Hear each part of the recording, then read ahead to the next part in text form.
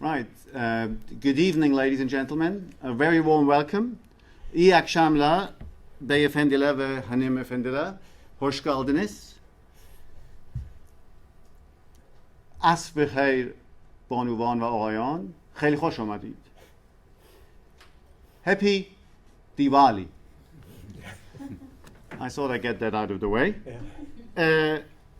On the 23rd of August 1914, 1514, of course, a Freudian slip that is all too understandable in that period, where we are swamped with centenary events. We, of course, have a 5th centenary to celebrate.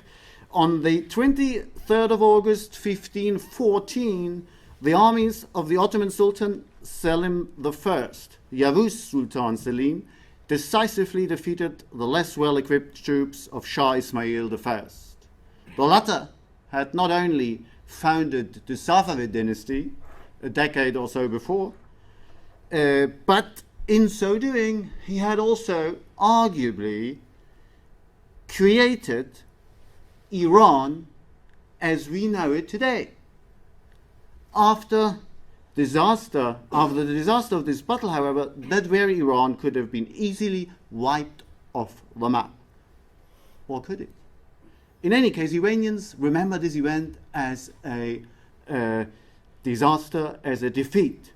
But it goes without saying that the clash of 1514 is of equal, if not higher, interest for Turks and those fascinated by Turkish history, not least given the recentish turn toward the Middle East within the foreign policy of the Turkish Republic, a phenomenon often mislabeled by Western media as Neo-Ottomanism.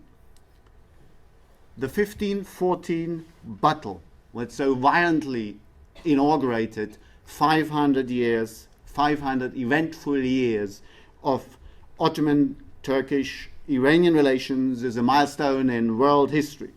With us tonight to assess the significance of this event are Professor Edmund Herzig of the University of Oxford, Dr. Colin Imber of the University of Manchester, or formerly perhaps I should say of the University of Manchester, and Dr. Giorgio Rota, who joins us not from Italy, but from those who ruled Italy not that long ago, at least part of it, from Vienna, from the Academy of Science, where he works at the Institute for Iranian Studies at this institution.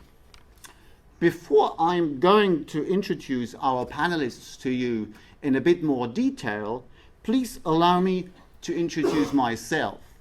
As you will have already realized, I'm not Melvin Bragg, and maybe that is for the better.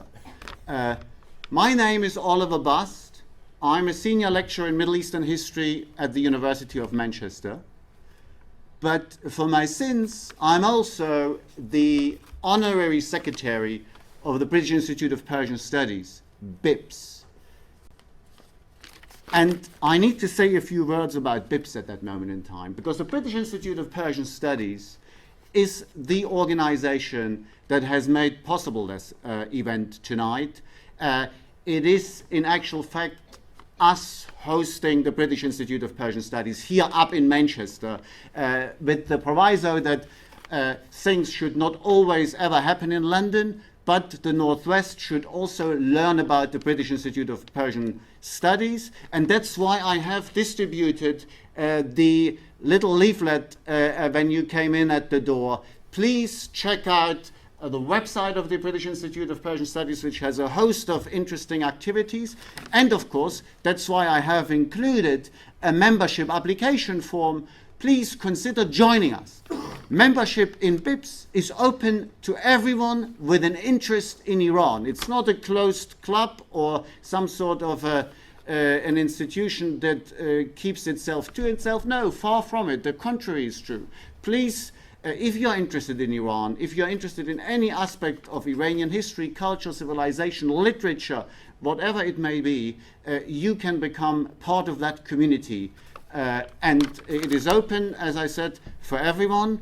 There are different membership categories. It is also open, and particularly so, for students. Students get a very, very advantageous pack and they can also become active in the student committee of the British Institute of Persian Studies, which is just in a moment of being created and is a very, very interesting place to meet colleagues and to exchange views and to go to events and get integrated into the fascination and the study of fascination with Iran and the study of Iran through that institute. So once again, my thanks go to the British Institute of Persian Studies, of which I am, as I told you, the honorary secretary, for making this possible, and I can only warmly recommend this institution to you. I am also, on top of these two things that I already mentioned, the co-founder, together with my dear colleague Siyavush Ranjbar Daemi, of MIHAN. What is MIHAN? MIHAN is the Manchester Iranian History Academic Network, an initiative that Siyavush and I launched about 2 years ago with the aim of consolidating and showcasing the considerable interest in Iranian history and expertise in Iranian history at the University of Manchester. We have been busy throughout these last 2 years. We have been hosting a conference in September 2013 on the downfall of the Iranian Prime Minister Mohammad Mossadegh, and there are lecture series and other projects constantly coming. So please follow MIHAN, look at the website. There are also, in this very autumn, 2 more research seminars coming up. And James, if you would like to go to upcoming events, I just would like to bring that to your attention.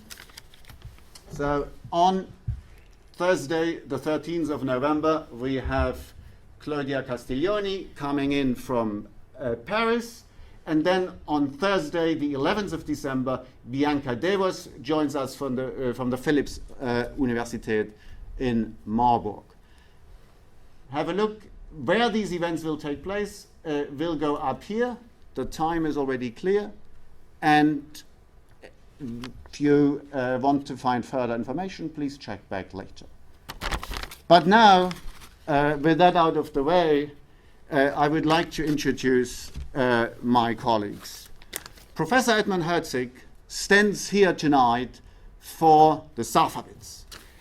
Professor Herzig is a specialist of Iranian history in the Safavid period, and he has particularly worked also on the Armenian community in the Safavid Empire and Armenian merchants and Armenian trade relationships. And interestingly, with Edmund tonight, we get two for the price of one, because he is not only a Safavidist, but also a specialist of contemporary Iran, and in particular of contemporary present-day Iranian foreign relations. And since we are trying to situate our Battle of Çaldıran within 500 years of Turkish-Iranian relations, Edmund's presence tonight with us will come in handy also on that front. Dr. Colin Imber told me that he would describe himself by the much maligned term Orientalist, and he's proud of it. In 2005, he retired from the University of Manchester as a reader in Turkish, a place where he had taught for many years a variety of courses ranging from basic Turkish grammar to Arabic legal texts. However, the focus of his interest, and indeed his very many publications, has been the Ottoman Empire from its foundation in about 1300 to the early 17th century. He has written on a wide variety of Ottoman subjects, from Ottoman dynastic ideology to the empire's legal system to its army and fleet. He has also written several scholarly articles showing how modernist and nationalist modern nationalist and political ideologies have influenced popular scholarly understanding of the Ottoman Empire. And he hopes that he will help us tonight to denationalize the Battle of Çaldıran, which is a noble task, and I'm sure the other colleagues will participate in that with equal vigor. Now we have a Safavidist, we have an Ottomanist. And now, in Dr. Rota, we have someone who has a foot in both camps.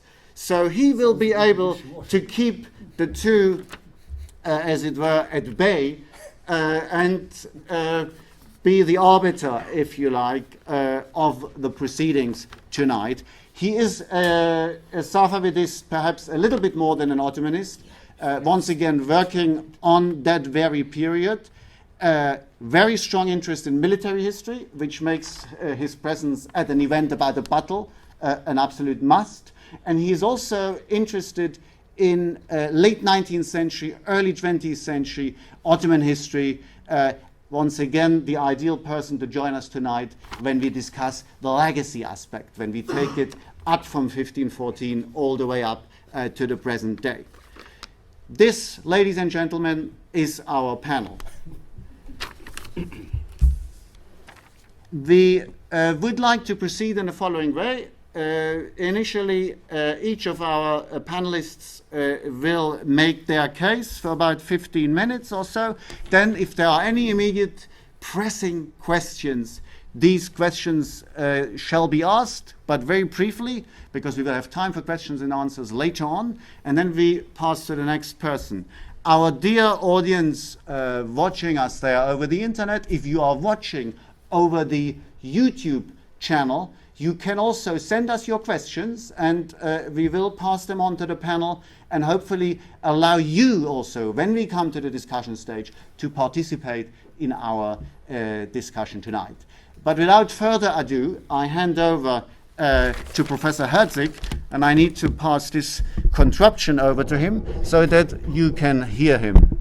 Thank you very much, Oliver, and thank you for that kind introduction. Is the sound level good? Okay. So I'm not going to attempt to be too much a protagonist of the Safavids in this. I'd like to talk about the battle and how it affected the Safavids, how it is portrayed in Iranian historical sources, and also perhaps to suggest some of the ways in which the significance of the battle continues to reverberate down the centuries and in some ways is still with us today. But before I get to that, I think perhaps it's important that we should know a little bit more about the event itself, the Battle of Çaldıran, whose 500th year we are here to mark today.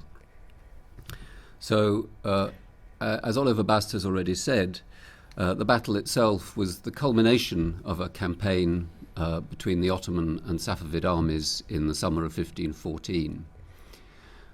In many ways it followed the pattern of other later campaigns, which is that the Ottoman army would set off relatively early in the spring campaigning season and would march from Constantinople, Istanbul, all the way either east or west to the front line. So it took the greater part of the summer for the Ottoman army really to get to the frontier zone in the Far East with Iran. And the tactic employed by the Safavids on this, as on most other occasions, was to withdraw before the Ottoman army, which was almost always superior in numbers and usually also superior in equipment and training. To withdraw and to carry out a scorched earth tactic to make the passage of the Ottoman army as difficult and expensive and uncomfortable as possible, harassing the troops and attempting to deprive them of supplies.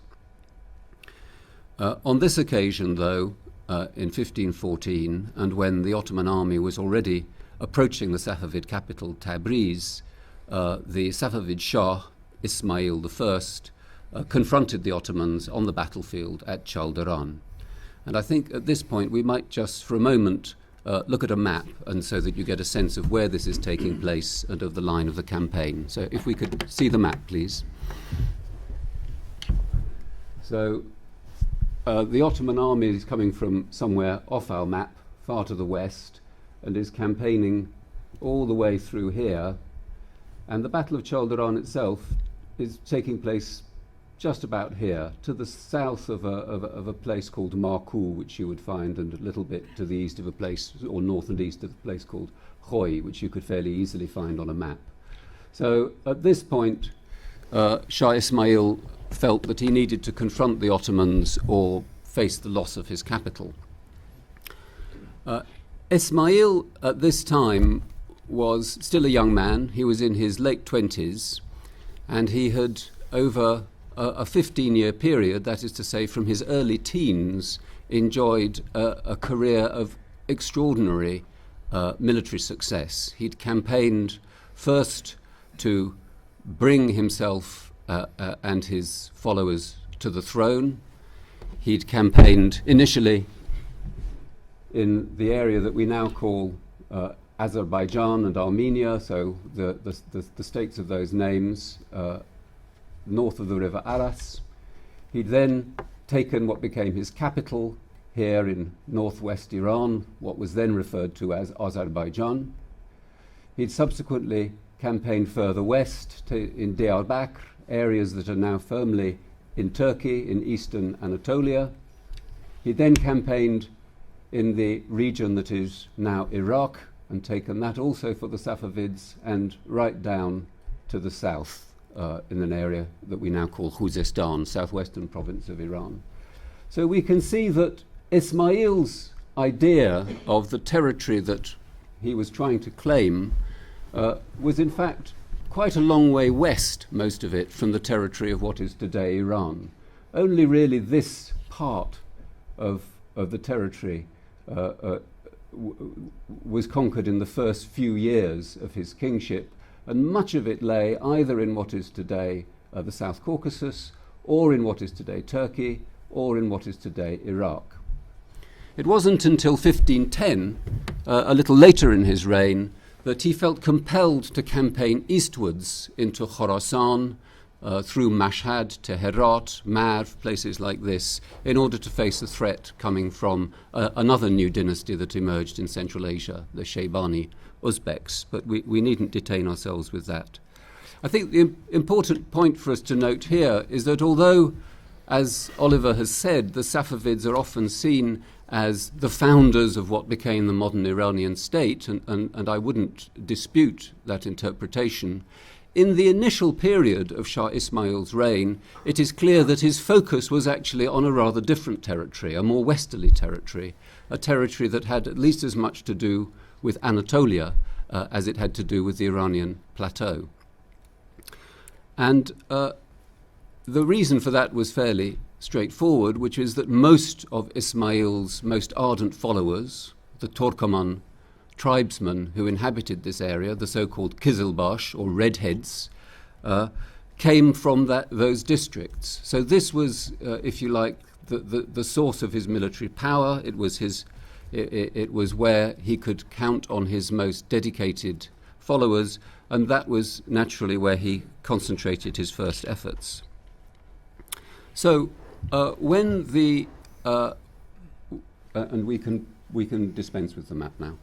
So when he faced the Ottomans, according to the Persian sources, he had an army of about 20,000, and the Ottomans had an army of about 120,000.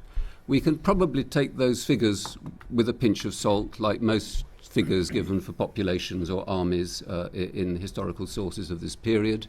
I think what it does tell us is that in the eyes of contemporaries, there was a very clear mismatch in size between the Ottoman forces and the Safavid forces, and that this was a big battle. So even if we don't rely on the numbers as being accurate, I think they tell us something about the scale of the encounter. The Safavids had enjoyed a very high level of military success over a 15-year period. Ismail had never lost a battle, so he had a reputation as an invincible commander.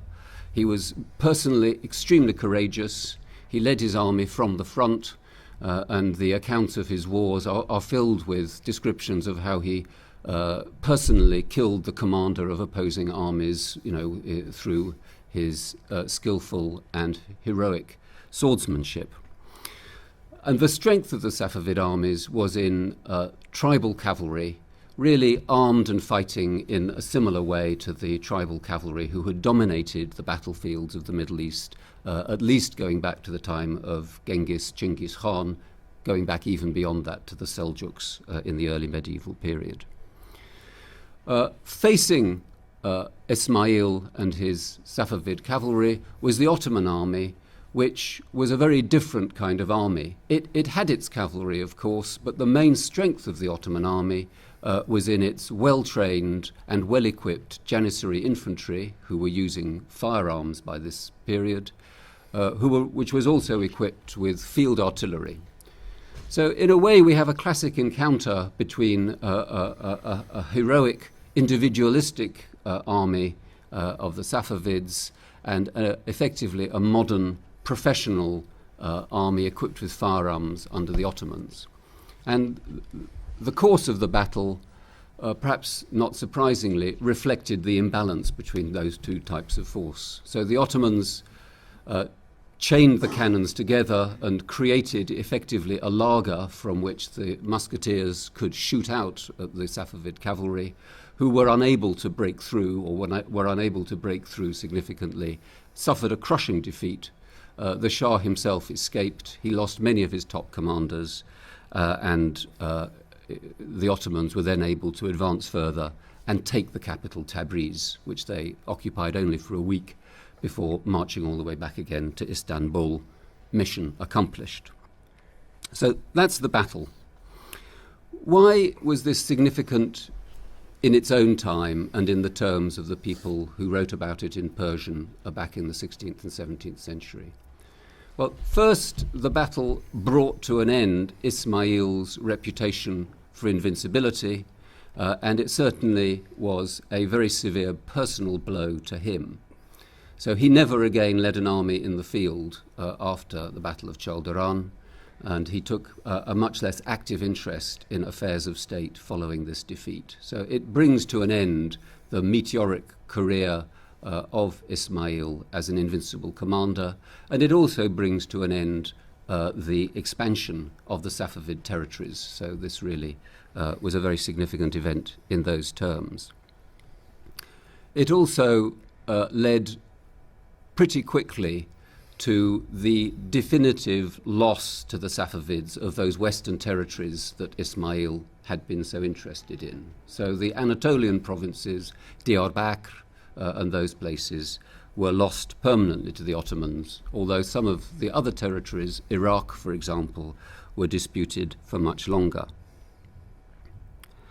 In the longer run, what this meant was that the Safavids, Ismail and especially his successors, shifted their focus further to the east, and this is where we begin to see something like Iran emerging as a state.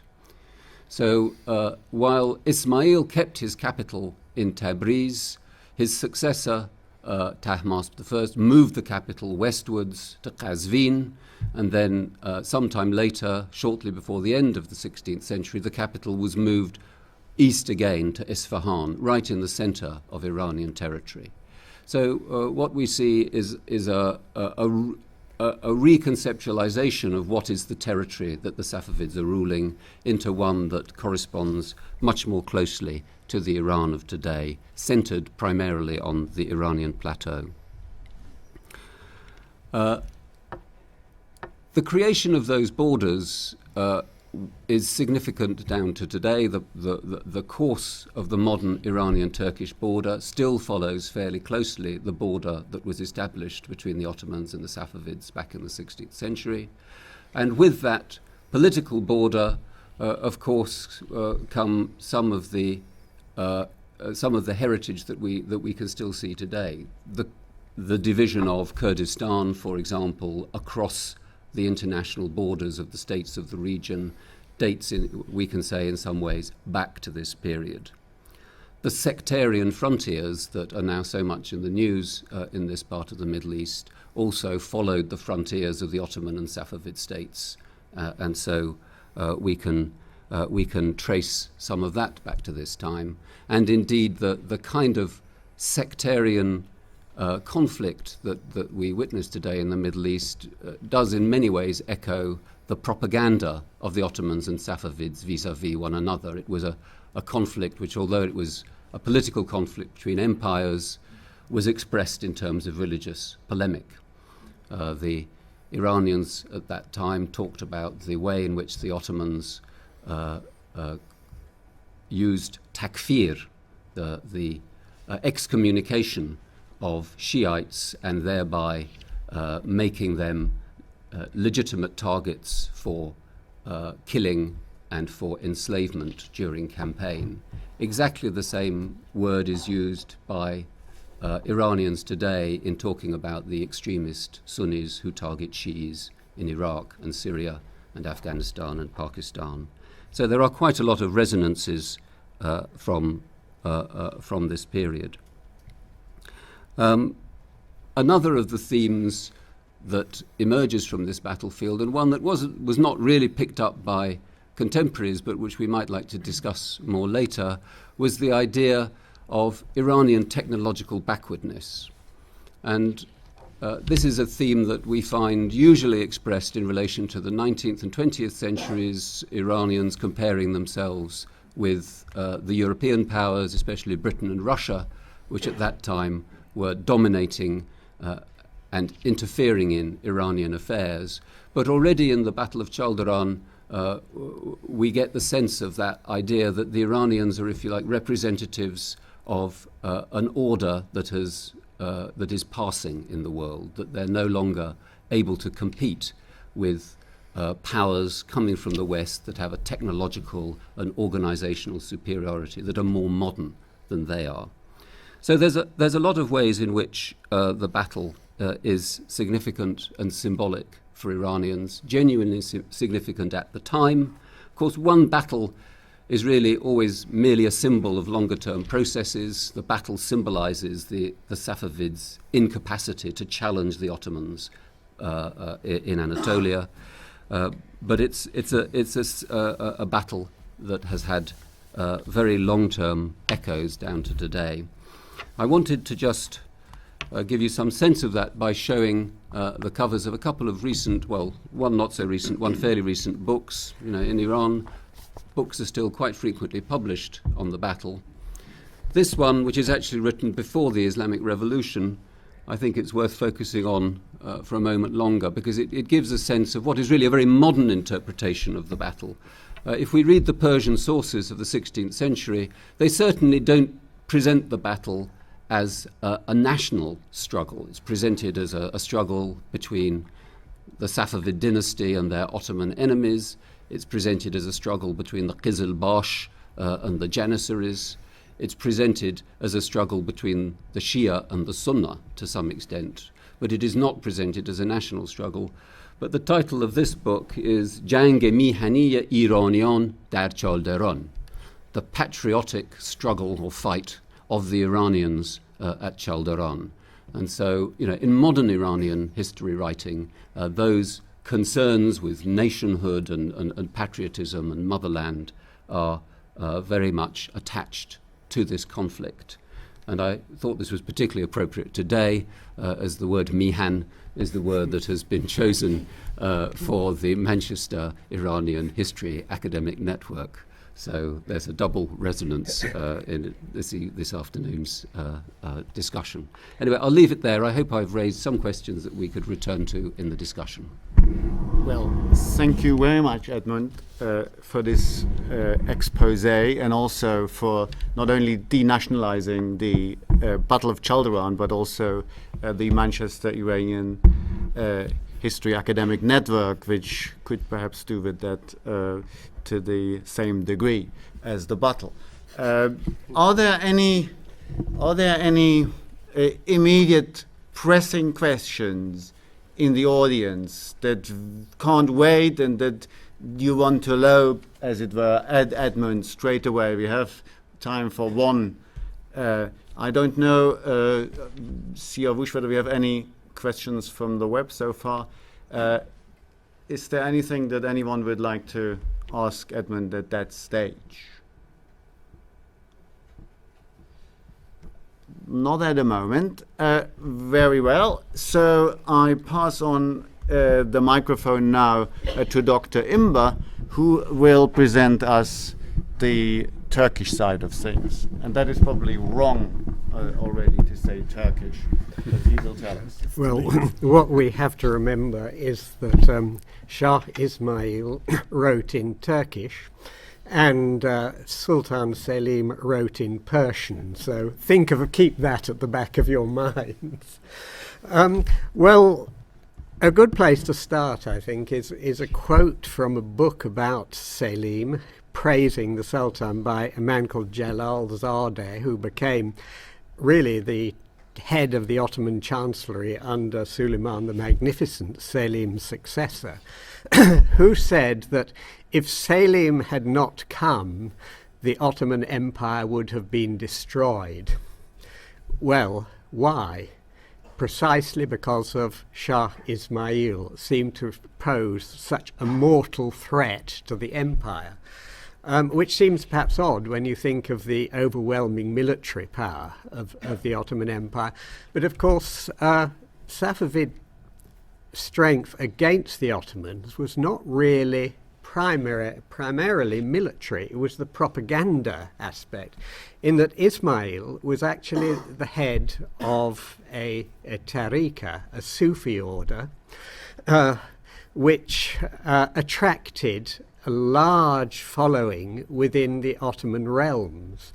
So that, as Professor Herzig said, we saw that many of the Safavid followers were actually drawn from subjects of the Sultan, particularly among the tribesmen, the semi-nomads of eastern and central Anatolia, and also of southwestern Anatolia, whom I think largely objected to what we might call the imposition of Ottoman administration, which demanded registration and taxation rather than heroic action on the battlefield.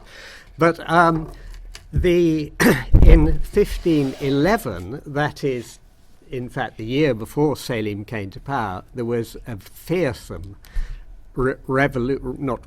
revolt in southwest Anatolia, led by a man who called himself Shah Kulu, which means slave of the Shah, which broke out on the 10th of Muharram, which is, of course, the days that the Shia mourn the death of Hussein. So here was clearly a rebellion fomented from, if you like, Iran by Shah Ismail. And the rebels overcame the Governor General of Anatolia. They put him on a spit and kebabbed him alive, and were only finally defeated when a force under one of the Sultan's sons, Ahmet, and the Grand Vizier pursued him across the border. But before crossing the border, Shah Kulu, the rebel leader, defeated Prince Ahmet. So there was an Ottoman army defeated by a gang of rebels. And so the Ottomans, for this reason, were terrified. That was one reason why the empire looked close to dissolution. And also there was another event in 1512, that is, Sultan Selim took the throne by a coup. He overthrew his father and put himself on the throne with the support of the Janissaries, whose support was always necessary for an Ottoman sultan. Well, of course, that left his brother, Prince Ahmet, still in the field vying for the sultanate. And who did Ahmet and his son Murad ally themselves with but Shah Ismail? So at this stage, Shah Ismail, in fact, had dreams of entirely dominating Anatolia, ruling it with Prince Ahmet the Ottoman as his governor. So Selim did face a dangerous situation. His first act, of course, was to lead an expedition against his brother Ahmet, defeat him and kill him and all his surviving male relatives, which were a few. And then in 1514, his first priority was to attack Ismail. Well, actually, Selim and his successors' war was really waged on with three methods. First of all, the military, which we've talked about and will continue with. Secondly, propaganda, because it was essential for the Ottomans to produce a counter-propaganda which would, if you like, neutralize the appeal of Ismail. And thirdly, political. We saw that Ottoman subjects went over very easily to the Safavids, well, vice versa. There were a lot of people within the Safavid realms who were very happy to welcome the Ottomans. So there was that third element. But as for Çaldıran, it was, in Selim's eyes, one might say, a failure, because the aim of the expedition was to make use of Ottoman military superiority to eliminate the Safavids entirely, in killing the Shah, therefore to remove the Safavid danger, to remove the leader of the heretics and the leader of Safavid Iran. So it was a failure in a way, except that it did, first of all, on a military side, have, I think, some important effects. First of all, it meant that Ismail would never dare confront an Ottoman army, nor would any of his successors, until Abbas I finally defeated an Ottoman army in the field in 1605. But between that, before then, no Safavid Sultan, no Safavid Shah would attack a major Ottoman army.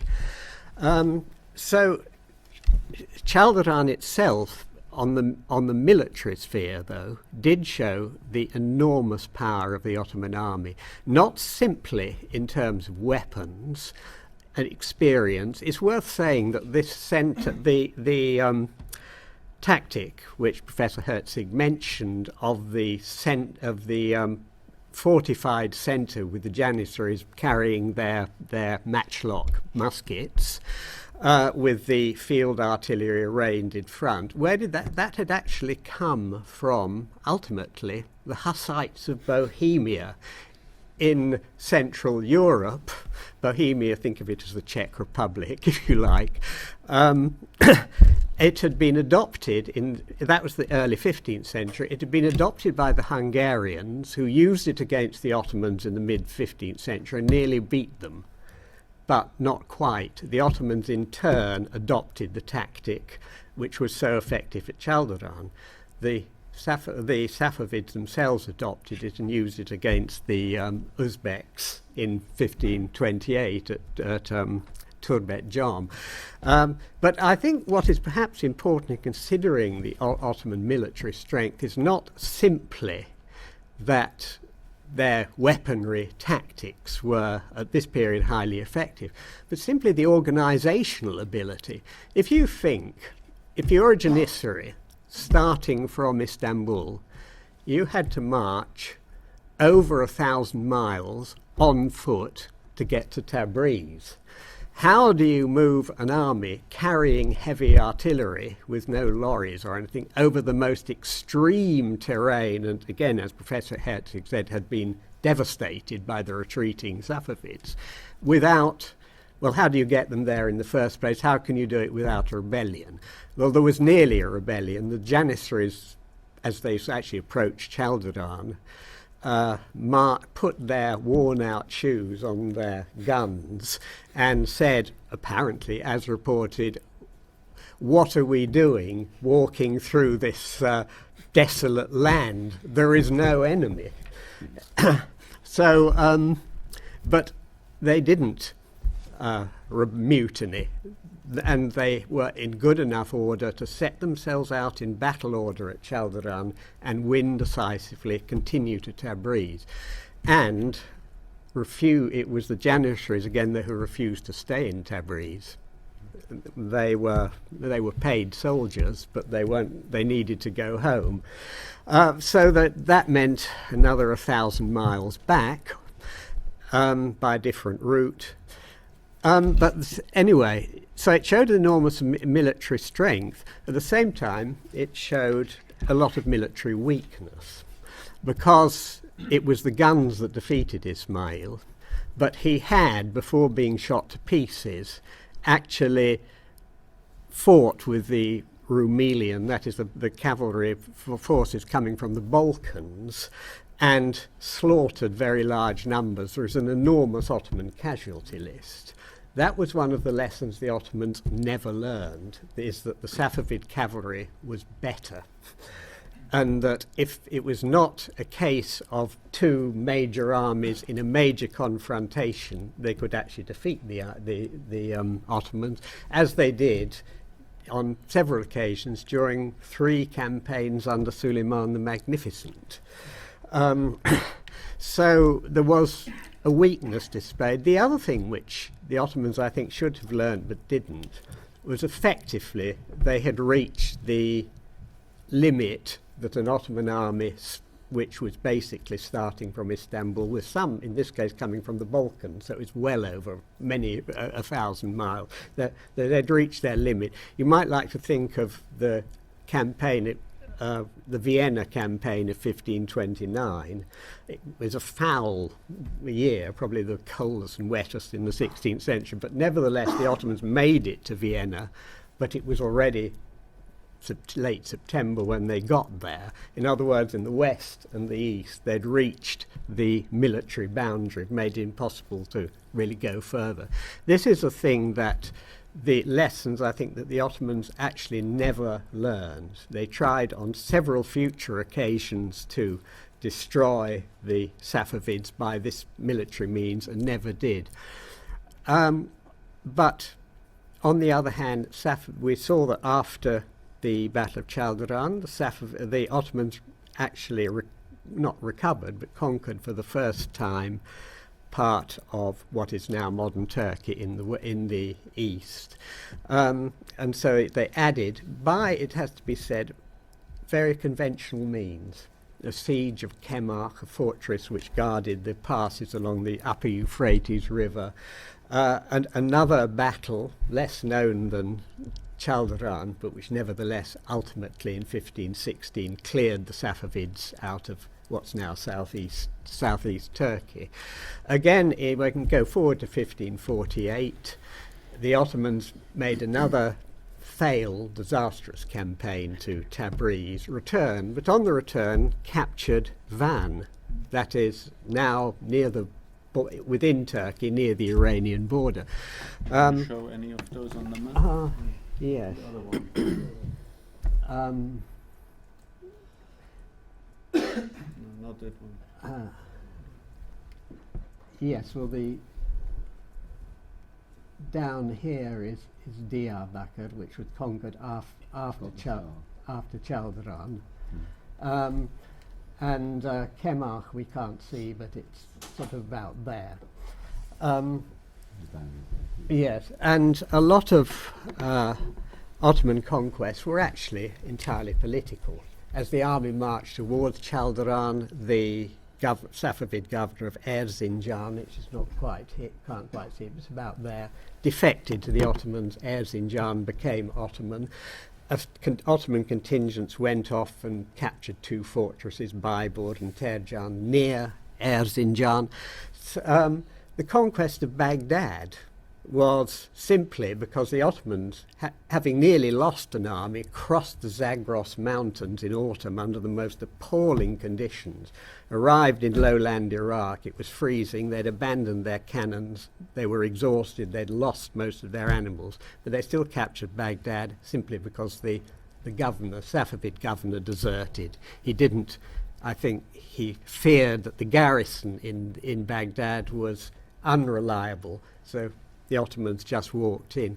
So in the end, a lot of Ottoman success depended on their ability to manipulate the political situation. The Safavids were always a bit fragile politically. But they clearly always dreamed, up at least till 1639, of a crushing military blow against the Safavids, which never, despite the victory of Çaldıran, really materialized. So, thank you. Thank you, Colin. Thank you very much. Again, We follow the same principle. If there are any pressing questions that we can deal with quickly, please, Kiko. Mine is probably a piece of distracting irrelevance. As I listened to all this presentation, it occurred to me these characters, especially the Turkish and the Ottoman lot, in your reading of the archival material, ever come across any reference as to whether they ever studied Genghis' organizational abilities? Because Genghis army marched even more than 1,000 miles.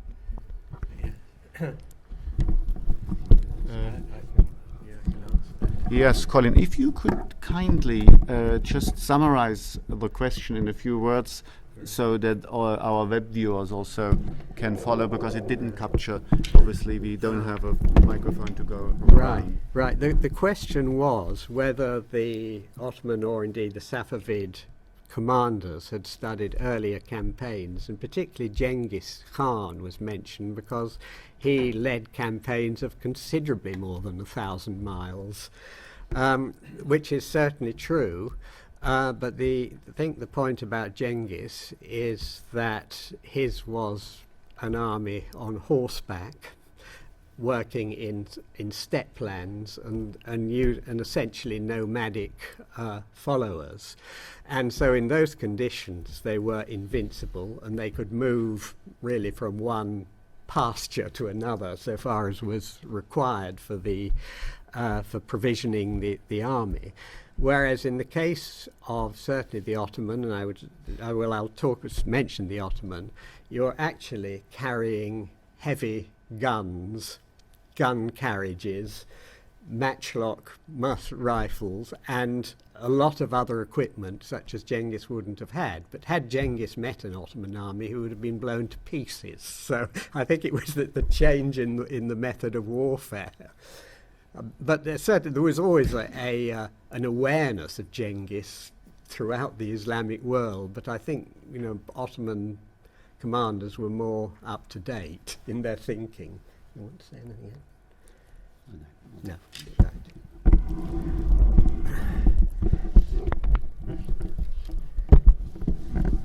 Thank you very much, Colin. And now we move on to Dr. Rota, who will provide perhaps somewhat of a synthesis of what we have heard. And I would like you to pass this over to Dr. Rota.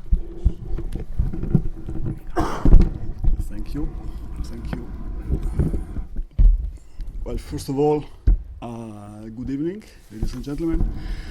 Let me thank the organizers and in particular Dr. Bast for giving me the chance to be here tonight and to see again a few colleagues that unfortunately I don't see often enough. I don't know if I will, well, actually I should provide a synthesis, and I also should somehow, there are two problems in providing a synthesis. First of all is that, how can I say, I totally agree with my esteemed colleagues, and I wouldn't dare to, let's say, either criticize or subsume things that cannot be more brilliantly subsumed that they did. Secondly, unfortunately, the second problem is an entirely personal problem, and I tend never to summarize, but rather I tend to enlarge the scope basically ad infinitum, and this is what I wanted to do now. Actually, if you please go ahead. Although I will have two remarks on what Professor Herzig and Professor Imber said, but they will come a bit later. I have a few points that I would like to highlight very briefly. As usual, I will start, as usual for me, I will start by doing a step backward in time. Actually, the Battle of Çaldıran is basically the second act, the second episode of a sort of family saga. I think it's the 11th of August. August is a fateful month in Ottoman-Safavid relations, not because of some obscure cabal of Illuminati or whatever, but simply because the reasons that our colleagues highlighted, the necessity to move large mounted armies, and of course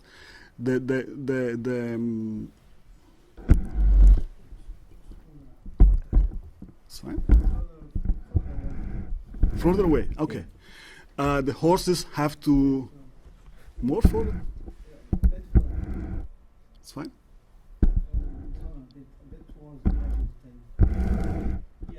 Okay. Horses need to eat in spring, of course, in spring, and at the beginning of summer. Then, of course, they cannot be made run until death. They have to move at a certain pace, and then conclusion of campaign has to be, let's say, a decisive outcome of the military campaign has to be reached before late autumn or a winter sets in with snow. So that's why we have several battles fought and won in August. As I said, 11th of August, 1473, Mehmed II, the grandfather of Selim I, defeats Uzun Hasan Akkoyunlu, the grandfather of Ismail I. In this case, Mehmed II wins the battle thanks to the combined use of the Wagenburg, of the Lager, and of fire weapons. This raises a certain number of questions, because Uzun Hasan had faced a sort of Lager, a sort of Wagenburg 4 years earlier, 1469, when he defeated Abu Sa'id, the Timurid ruler of Iran and Central Asia. Uzun Hasan was not in the condition to overcome by storm the Lager, and so he besieged it, and he forced Abu Sa'id to choose between starvation and surrender. Abu Sa'id surrendered. So we have to ask ourselves, what happened in the meantime? Why Uzun Hasan in 1473, and also why Shah Ismail in 1514, they didn't try just to interrupt, to break the communications of the invading Ottoman army, and try to force the Ottomans again to choose between starvation, retreat, or surrender. What was it? Was it hubris? How do you say hubris in English? Yeah, hubris. Hubris. Was it hubris? And was it a boundless, mindless self-confidence, confidence in one's means, in one's skills? Of course, both Uzun Hasan and Shah Ismail were absolute rulers. And so we have here a question which is relevant even today. That is the question of strongmen, dictators, absolute rulers beginning to believe their own propaganda. We have the question of the supposed alleged inability of Iran and lack of will, lack of ability of Iran to adopt technological innovation that, as we said, as we heard before, it's not entirely true. And then, of course, in the case of Shah Ismail, we have the problem of, let's say, the same problem that the lady highlighted now. I mean, there were, for sure, there were memories among his followers. There were memories of the previous battle. Why he didn't behave accordingly, we don't know exactly. Second important point, also highlighted by my colleagues, is the fact that the Battle of Çaldıran contributed heavily to the stabilization of the western borders of Iran. It did not create modern Iran alone, but it contributed to set a border between the Ottoman Empire and between Persia. There is still a long time to go up to the Treaty of Amasya, 1555, up to the Treaty of Castel Sherin, 1639, but Çaldıran paves the way for subsequent events. As Dr. Herzig said, the Safavids lose the territorial control of parts of eastern Anatolia. They don't lose their supporters there. Their supporters there continue to live there for a long time, but the fact of losing territorial control basically will have strong implications for the foreign policy of Iran in the next centuries, and I would say the history of the expansionism, or I would say the history of the lack of expansionism westwards of the successors of Shah Ismail. Then, of course, a side effect of Çaldıran is something that we heard again. We heard already is the fact that Shiism remains confined mostly on the Iranian plateau, doesn't spread, doesn't take over. It's because it exists already in Anatolia, but it doesn't take over Anatolia as it will take over Iran over time, of course, because the conversion of Iran, of Persia, to Shiism, of course, is a very long process, very long and not very well known process. A second side effect of the Battle of Çaldıran, and I would say my favorite side effect, is the fact that these two battles, Bashkent 1473 and Çaldıran 1514, basically, I would say, they kill what chances Iran still had to become a naval power, a Mediterranean power, as Iran had been in antiquity under the Achaemenids, under the Sassanids. Now we think of Iran as a country perched somewhere on its plateau, contained by Afghanistan, contained by Anatolia, contained by Central Asia, but this is, of course, just in part the consequence of geography. This is to a large extent the consequence of politics. And the early 16th century is the age of discovery, is the period when the Europeans some European countries start their colonial expansion, economic expansion as well. So we can only imagine, we can only speculate what could have been the role of a Persian state stretching from the shores of the Mediterranean up to the island of Hormuz. Then we have the question of the issue of the fire weapons, something that both Professor Herzig and Professor Imber highlighted. Of course, as I said, I have no issue, I have no criticism about what they said. I just wanted to elaborate a little bit on what Professor Herzig said about the struggle, about the clash between a more backward, if you want, a Persian army and a more advanced, more modern Ottoman army. The fact is, actually, we can put it also differently, and I would put it this way: it's a clash between a traditional army which still follows very closely the traditional warfare of the Eurasian steppes, that is the Safavids, against a European army.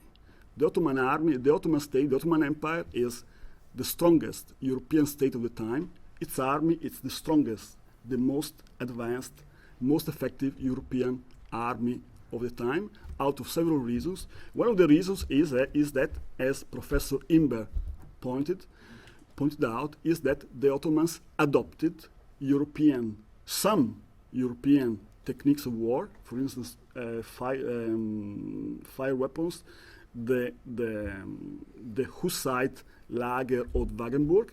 They adopted them, they perfected them, and they used them in the most efficient way.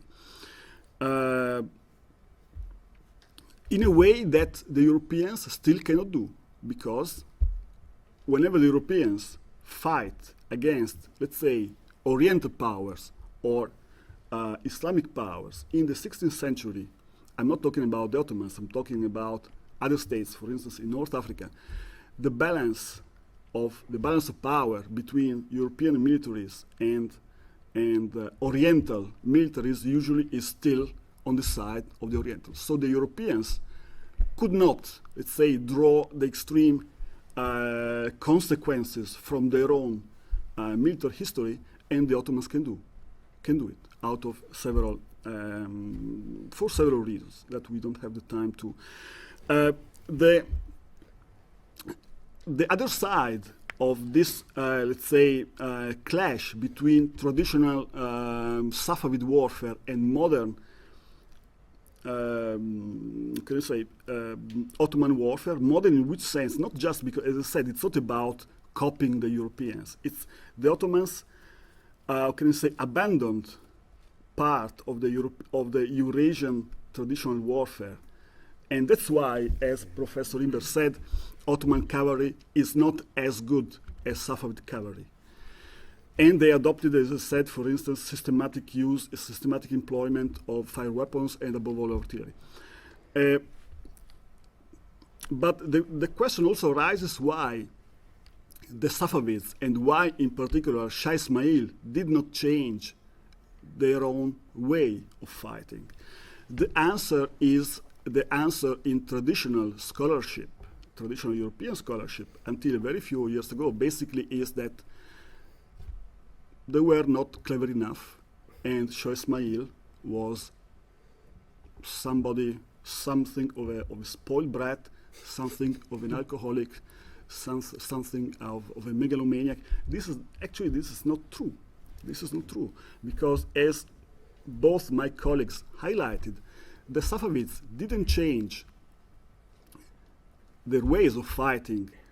First of all, because every military is to some extent resilient to change, but also because the Safavids were very effective. And as late as 1510, Shah Ismail defeated a rising star of, let's say, Central Asian politics as Muhammad Shaybani Khan.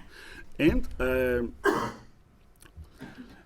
the Safavids were, of course, very proud of their military skills, of their military tradition, and in these years in Europe, we find a very precise parallel to this, let's say, professional pride of the Safavids, and we find it in the Swiss. The Swiss are the best infantry of Europe until 1514, 1515, 1517, and suddenly they found themselves battered, outfought by somebody else, by the Landsknecht, the German mercenaries, also armed with fire weapons. Landsknecht, which ironically means the servants of the land, servants of the country, and here we have the Capiculu, the servants of the port, the servants of the court, and also the Swiss fight at the Battle of Bicocca 1515, Battle of Marignan 1517, in a very irrational way. They charge headlong against enemies equipped with fire weapons, and nobody treats the Swiss as alcoholics, which they probably were, by the way. Nobody treats them as spoiled brats, and so on. Then I would like to highlight very briefly another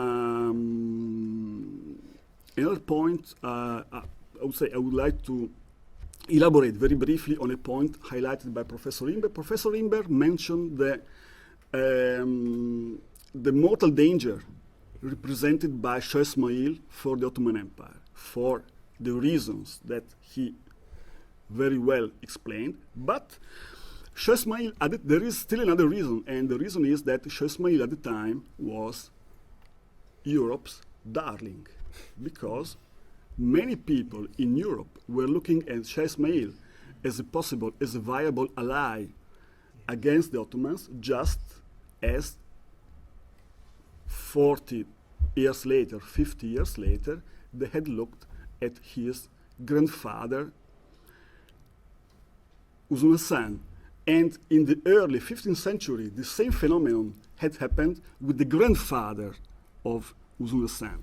So the first time it didn't work, second time it didn't work, third time Shah Ismail appears at the very beginning of the 16th century, and many people think that this time will happen.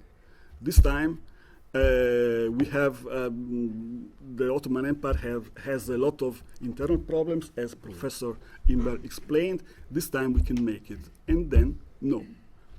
Suddenly, Selim defeats Ismail, and many people, especially, many people, we know it, that the news of the defeat, the news of the Ottoman victory at Çaldıran was taken very bad in several places in Europe.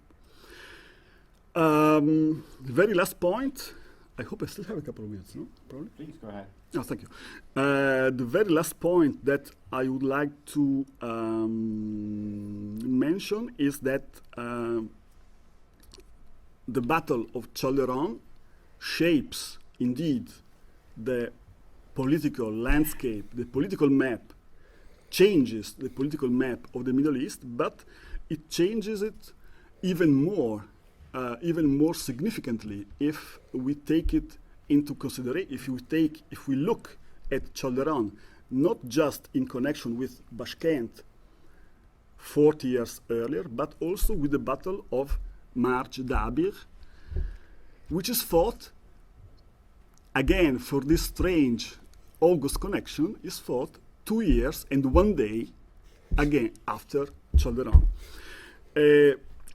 So if we look at this larger picture, we see the strategic value of the Ottoman victory at Çaldıran, because as Professor Imber rightly said, Selim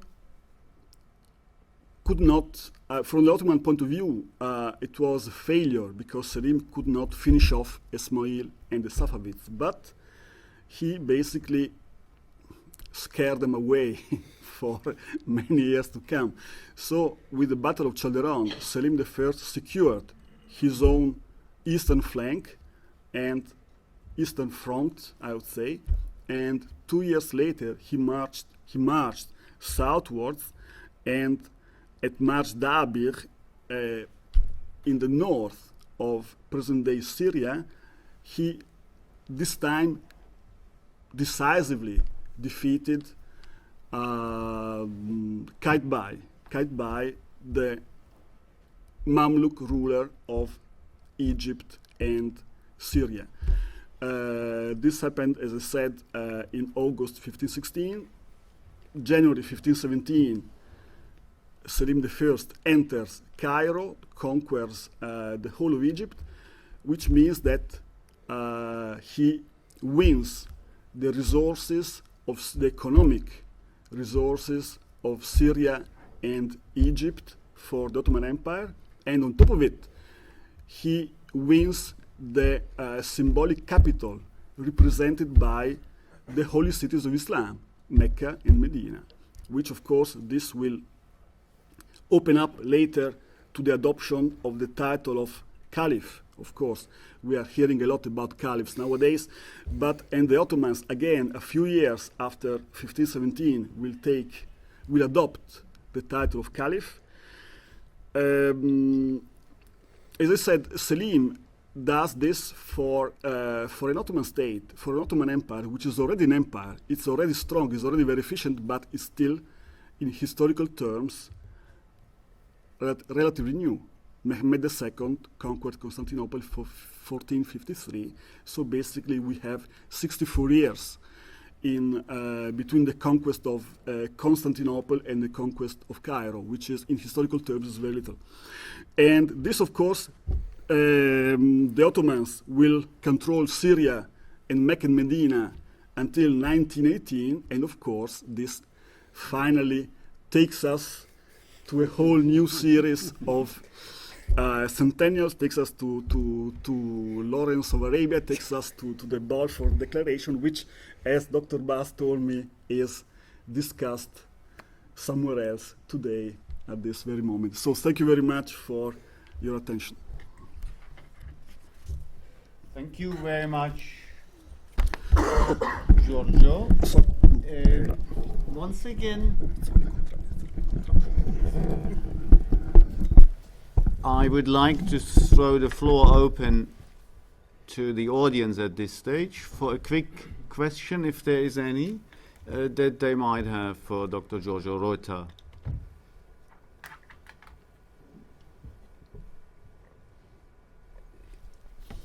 We have the Swiss Army present tonight, but there is no challenge to the statement about its excellency, as one might expect. There is.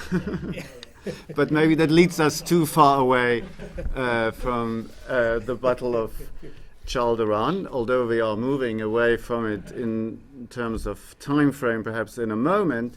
And I would like to do this by picking up on this very interesting August phenomenon, because it seems like August is indeed a crucial moment, a crucial month in Iranian history, even if we come closer to the present day, because it is in August 1906 that the constitutional revolution triumphs in Iran, of course. It is also then in August 1941 that the British and the Soviets invade Iran and march to a very quick victory. And it is in August 1953 that we see the downfall of the government of Prime Minister Mohammad Mossadegh. So there is something somehow, it would appear, that has events happening in August in Iran. But let's move back then for a brief moment to the Battle of Çaldıran period. A question that I would like to ask the panel, and perhaps in the first instance Dr. Imber and then the other two, is since we, of course, trying to drum up a bit of interest, advertise the event as something related to 500 years of Turco-Iranian relations, I want you to tell me, is there in the minds of those who fight the battle on either side any sort of understanding, say, on the part of the camp of Selim the First, that they are fighting Iranians, that they are going after Iranians, they're trying to invade Iran, and maybe then from the other side, to what degree are these invaders seen as Turks, insofar especially if we take into consideration that, of course, as Colin pointed out,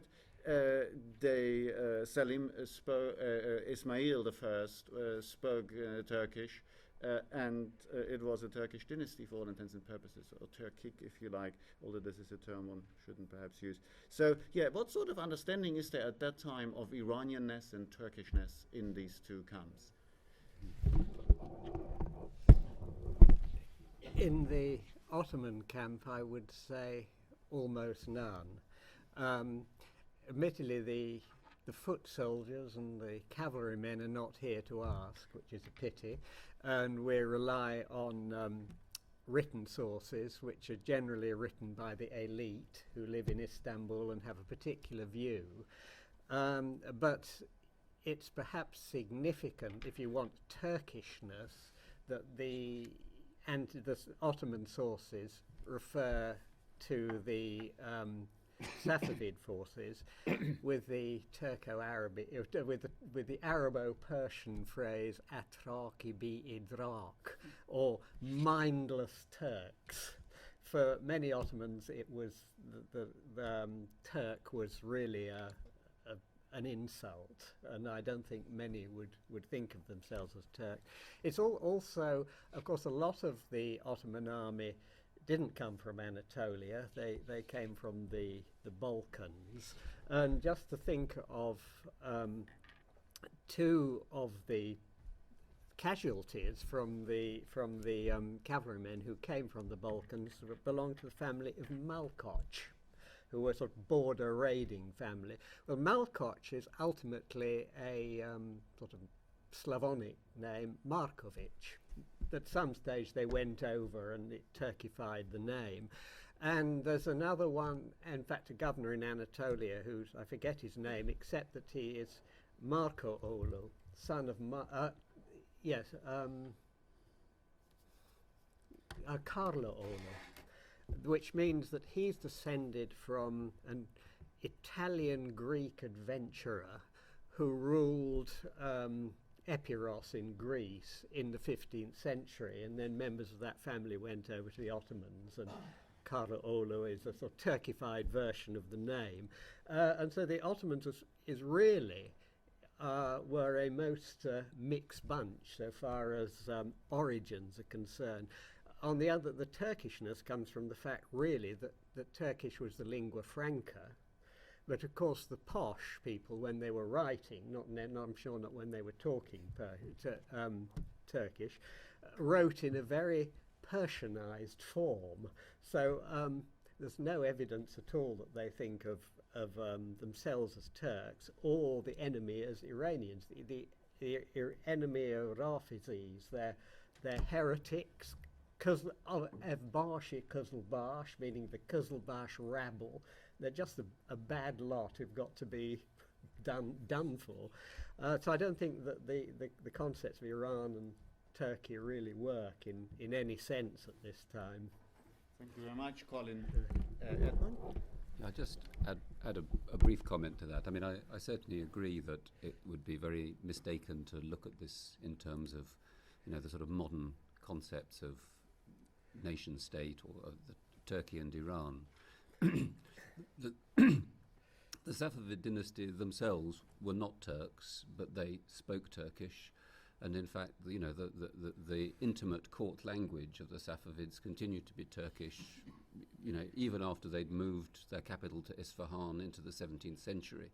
So they certainly didn't have any sense of alienation from the Turkish language, and the claim on their soldiers and their subjects' loyalty was not as Iranian kings or leaders of an Iranian nation, but was partly to do with dynastic claims which were connected with being heads of a Sufi order, as Dr. Inver mentioned, then as the dynasty that had brought Shiism to Iran, so the defenders of the Shi'i branch of Islam. And as the dynasty goes on, the claims that are advanced whenever they go to war, whether on the western frontier or the eastern frontier, increasingly have to do with this idea that the dynasty has an inherited right, has a patrimony which includes certain provinces, and so whenever it is necessary to raise an army and move to confront an enemy, it's very often expressed in terms of that defense of a patrimony. However, I do think that we shouldn't overstate the case. There's no doubt that there was a consciousness in Iran, in the Safavid realms, of a distinction between Persians and Turks. That's something that goes back many centuries. It's not a modern nationalism, but it is an awareness of difference which is there. There is a strong awareness also of historical concepts, rather vague, rather imperial, rather generalized perhaps, of a historic Iran or Iran Shahr, which comes to some extent from the kind of history that we find in the Iranian national epic, the Shahnameh, which talks a lot about Iran and the confrontation of Iran with Turan, which is not very historically identified with the Turks of Central Asia. So there is some stratum of awareness, of consciousness of there being a sort of Iranian-Turkish confrontation, but it's certainly not the main thing that is in the minds of the kings or the soldiers or even the historians when considering this conflict. Thank you very much, Edmund. Giorgio, do you want to add to that? No, I can only agree with my colleagues. I mean, there is no doubt that both states are dynastic states. So what matters is, of course, the possessions of the ruler. The Ottoman army is certainly a multinational and also to some extent probably also I think we can say multi-religious army. There are Christians, former Christians, crypto-Christians and the like. The Safavid army at Çaldıran is not particularly mixed from an ethnic point of view. The Safavid army will become more mixed in the following decades, but still we have the Kızılbaş, we have the Turkmens, but also we have Kurds, we have Lor, for instance, and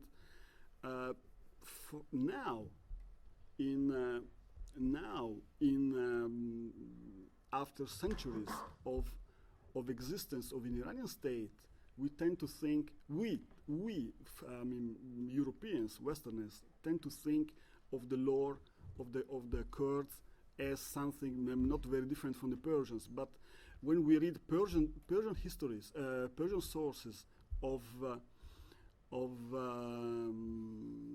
16th century or the 17th century, they often portray these minorities in a very different light. They see them as very different from civilized Persians, also because the sources are written by elite Persian-speaking bureaucrats living in the cities, which of course have nothing in common or they feel they have nothing in common with Lor people or Kurdish people living in a traditional way on their own mountains. Of course, we have, at the time, there is no notion of Turkey. I mean, the Safavid Persian chronicles wouldn't indicate the Ottoman Empire as Turkey. We have the word Iran, of course, in the sources.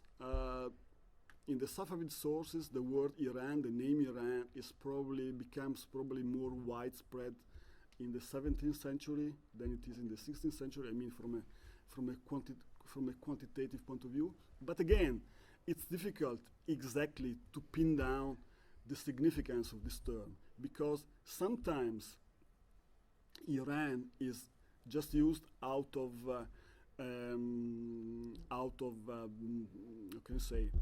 stylistic reasons because it rhymes with something else. So you use Iran. And then, of course, what people at the time thought about their own home region, we don't know exactly. And we don't need to go very far away. I mean, many of you or most of you were born on an island, which makes things very easy. But for instance, if you look at the history of Germany or Italy in the same time as Çaldıran or in the 17th century, we have a very precise notion of Italy, especially of Italy because of the natural borders, but also Germany. You have Germanies where the Germans live, where German-speaking people live, and okay, this doesn't correspond to any political concept. And as late as 1848, Prince Metternich, Prime Minister of Austria, said Italy is a geographical expression. It's not a state, will never become a state, and to some extent, I have to say, he was right. I will just say two things. One, in Eskander Begmushi, Persian author, Safavid author of the first half of the 17th century, writes an important chronicle, of course, the Olam Ora Abasi. In this Olam Ora Abasi, during the description of a battle, an Ottoman officer appears, and the name of this Ottoman officer is Türkçe Bilmez, which is very interesting for an important, and probably he was a Janissary. Probably he was a Janissary officer, and of course, probably he never really mastered the language. And secondly, very last remark from a point of view of military history, not only, as Professor Imber said, we don't know exactly what the rank and file, the Ottoman or Safavid, the rank and file, knew and thought, but from a point of view of military history, most of the time, the rank and file know nothing. They are just sent somewhere. They are told to fight somewhere, and they do it. Sometimes better, sometimes worse, but not usually, probably usually, but let's say many times, they don't really have very precise, very definite notions about who they are fighting. Just a comment, the name Türkçe Bilmez means he doesn't know Turkish. Sorry.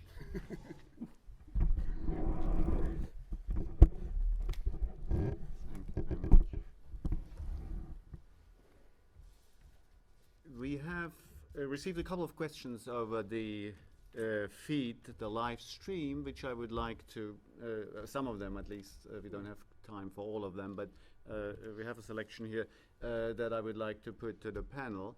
And it gives me great pleasure. One of the questions has just come in from Washington, D.C., where our friend and colleague, Dr. Farzin Nadimi, wrote a question that some of you know, and some of you here in the audience know. He did his doctorate here in Manchester with me a couple of years ago.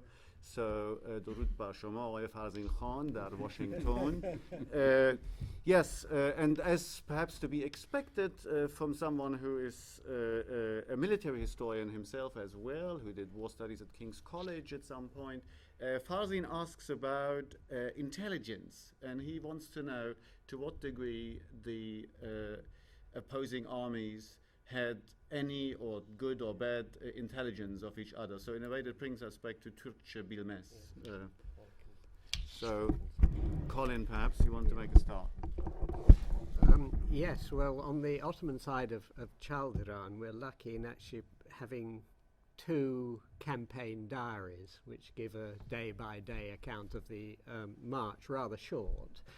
But from even before it crossed into Safavid territory east of Sivas, it records Kızılbaş being captured, interrogated under torture, and then killed. And then the continuing information, similarly from captives who were, I say, always tortured and killed.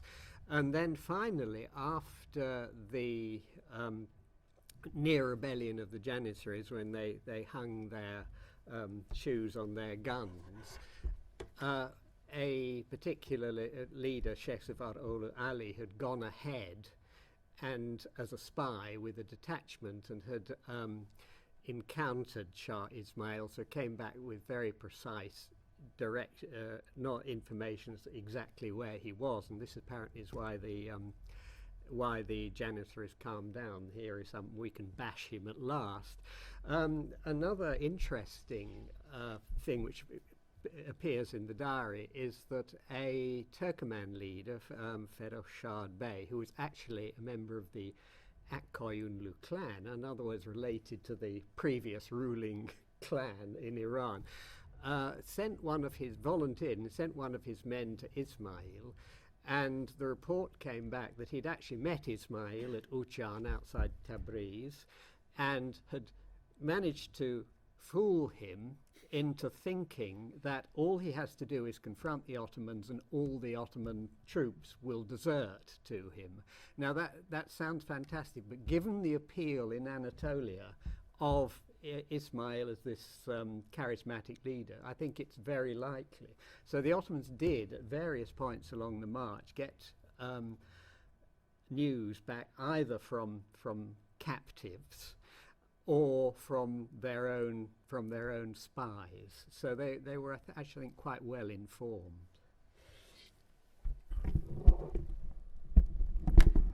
I'm afraid I can't give such a richly detailed account of the Iranian intelligence or Safavid intelligence on this particular campaign, but I mean it is a standard part of accounts in Safavid chronicles of warfare to talk about the sending out of scouts, the sending out of raiding parties, part of whose mission is to gather intelligence. And I mean, also, as well as interrogating anybody from the opposing camp who you can capture, it was very common also to, if merchants were passing through, and very often trade was continuing even in time of warfare, and there was a kind of sense that war should not completely lead to the cessation of normal commerce. Very often the accounts talk about merchants being brought in, not tortured nor killed, but simply interviewed for whatever information they could provide about the territory that they'd passed through that was in enemy hands. So clearly, intelligence gathering was understood. And in some cases, when talking about some of the disastrous campaigns waged by Safavid commanders and Safavid shahs, not only against the Ottomans, and there are quite a number of very, very badly run campaigns, the historians specifically mention the failure of the generals to take these kinds of normal precautions of sending out scouts or making sure that they were properly informed about the movement of the enemy or the size of the enemy forces. So it clearly was considered a normal and essential part of waging war to manage your intelligence effectively.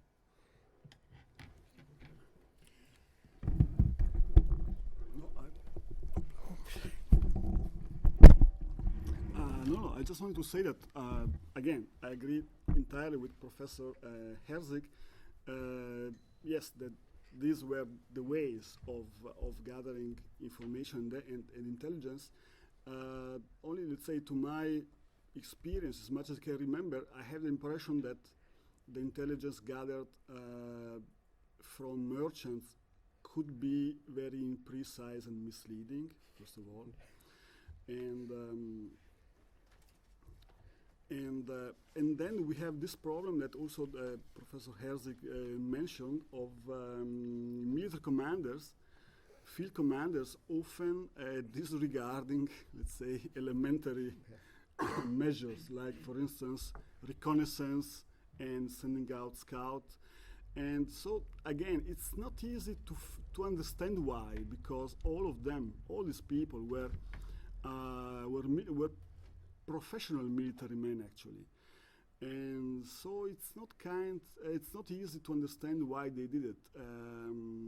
Again, overconfidence, hubris, sloppiness, or disrespect for the Ottomans, it's not clear. But one has, at least I have the impression when I look at, how can I say, descriptions of Safavid campaigns, that it was pretty often hit or miss. It could be very good or very bad.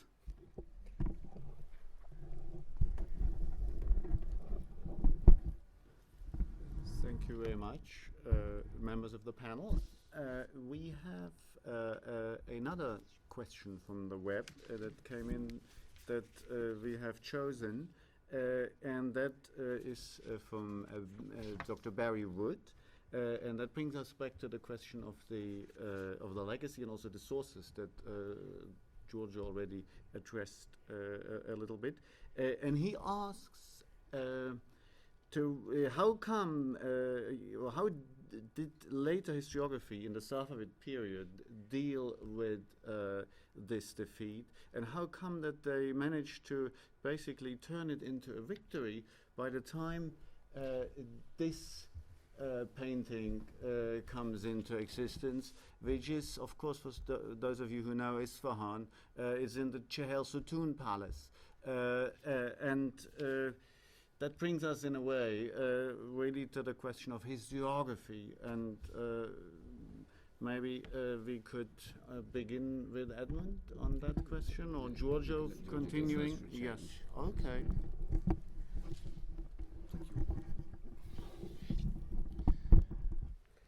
How they managed to turn it into a victory, you said. Well, or let's.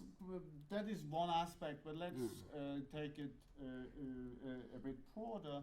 How did Safavid historiography deal with the defeat in later writing? Let's say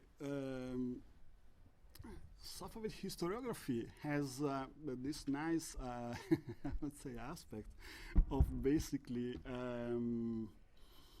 glossing over defeats, basically. So if you look at if you read, for instance, the main chronicle, the main history of the reign of Uzun Hassan, I mean, there is no mention of the Battle of Bashkent. Battle of Bashkent never happened. And when it's, can I say, Safavid historiography in the becomes over, let's say, over the 16th century and especially in the 17th century, it becomes more and more,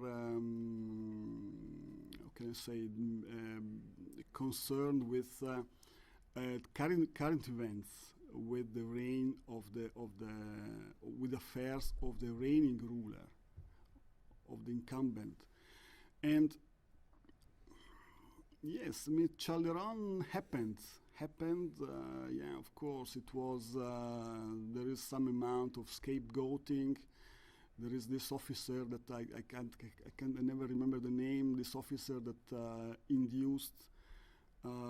convinced Shah Ismail to attack the Safavid the Ottoman camp against his own better judgment, and of course there is the how can I say, the classic explanation, that classic explanation not only for the Muslim world, also for the Christian West. It simply happened because this was God's will. This is the all explaining, all covering explanation. It happened because it happened, actually. There is nothing to say. And how we get to the painting again. Professor Imber said something very interesting before that deserves a whole meeting again, I mean a whole session, and that the Safavid Empire was always a bit fragile. and of course this fragility gave room, allowed a lot of propaganda, of course, a lot of propaganda, and Shabbos the First was a master. I assume that the painting is from the time of Shabbos, or is it a later painting? This is Abbas the Second, and but going back to Abbas the First, I mean, he was a master of propaganda himself. I mean, much of what we think today about the apogee of Iran under Shabbos the First, about the conquests of Shabbos the First, about his generalship, about his statesmanship, is, I mean, to a large extent, is a consequence of his own, how do you say, Selbstinszenierung in English, of his own. Yes. Well, it's propaganda. Yes. Oh, his own propaganda, basically. Yeah, Exactly. And so basically, again, we go back to the problem not only of rulers believing to their own propaganda, but to the problem which exists till today of rulers representing themselves and basically representing,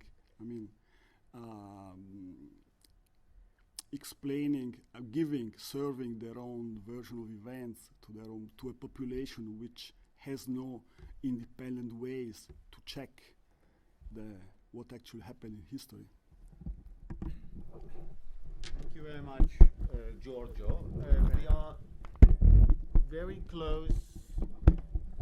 We are very close to the end, and thank you very much for bearing with us. Also, our viewers on the web, thank you very much for tuning in.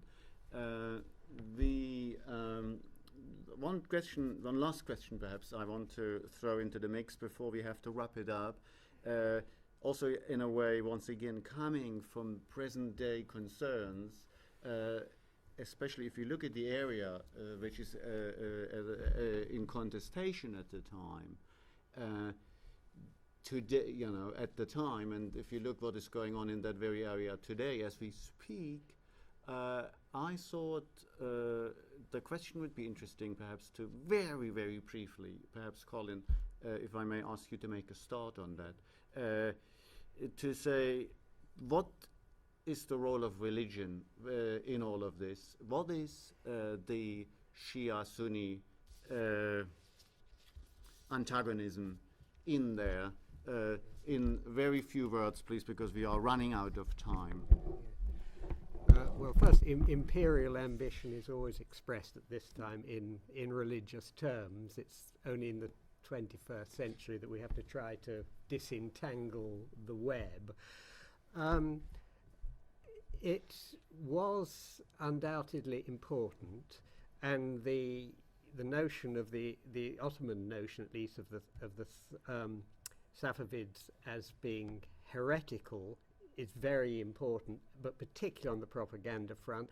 Some Ottoman authors simply refer to them as being Shia, but more interestingly, the great Mufti, Abu Sa'ud, when sort of justifying the campaign to 1548, says they are not Shia.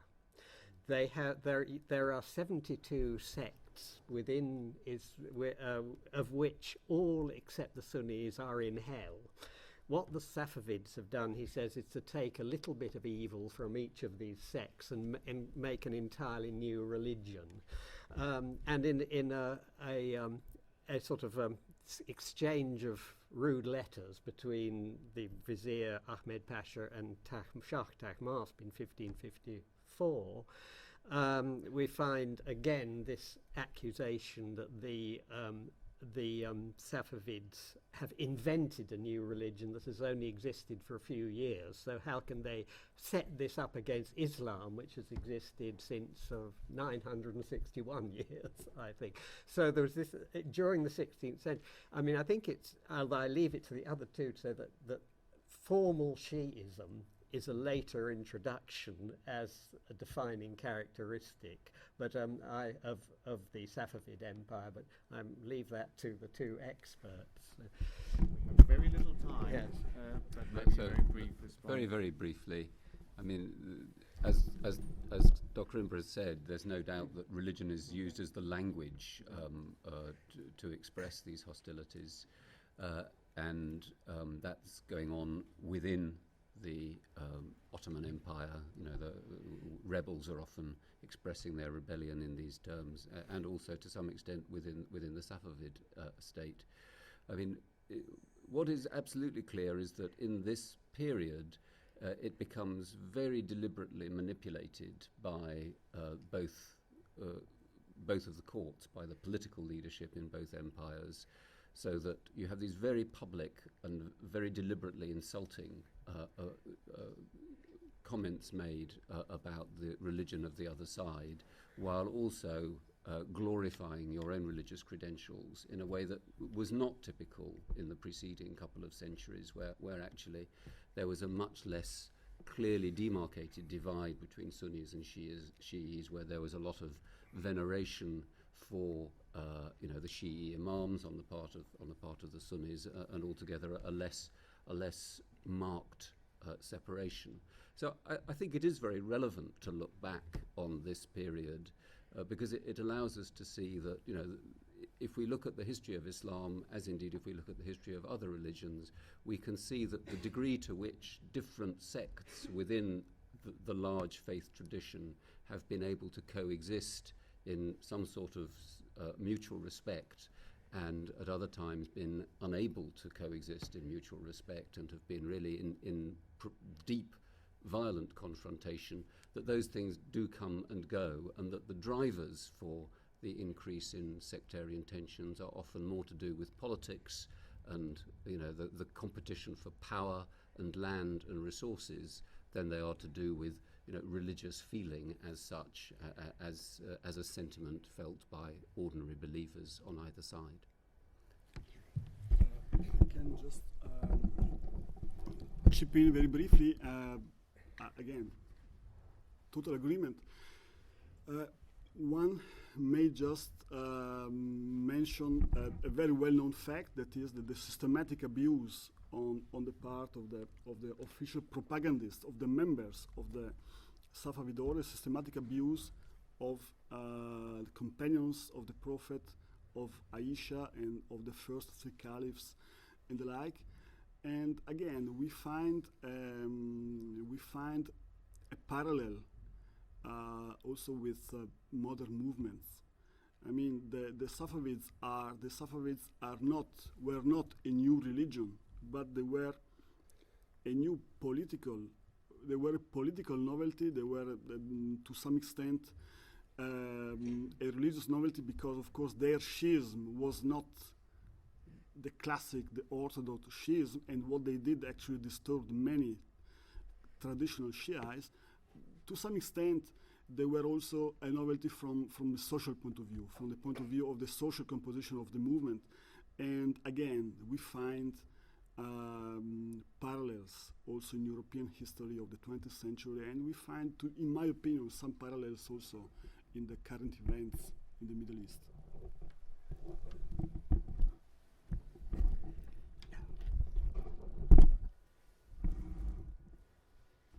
Thank you very much, panel, for the answers to this last question. That's the only one that we had time for at this stage. All that remains for me to do at this stage is to once again highlight our sponsors, highlight the British Institute of Persian Studies, which the website you can see here. I would like to bring back the other one that was just there, the MIHAN one, please. So also for those of you who are watching us over the web stream and who listen to me talking about the British Institute of Persian Studies, just use this button here and you will be able to join. And those of you here in the audience, thank you once again very much for coming along.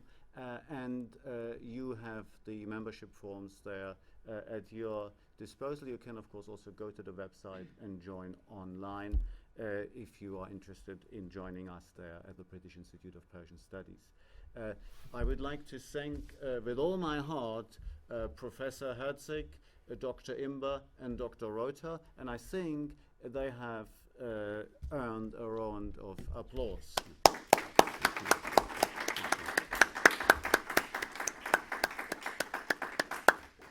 Thank you very much for coming, and I hope I will see all of you for our next MIHAN event on the 13th of November, Thursday, once again, Thursday, 5